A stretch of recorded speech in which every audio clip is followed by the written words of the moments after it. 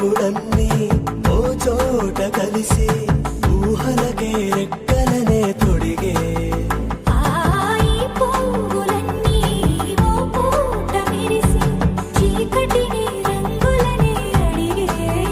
మూసిన తలుపులన్నీ తెరిచి నిజమంటూ నేడు మరిచి రేపటికై కాకిట నిలిచి సాగేరు ఈ దారి ఏ దూరమో చేరేది ఏ తీరమో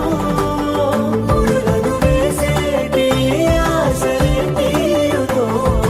జరిగేటి కథ మారునో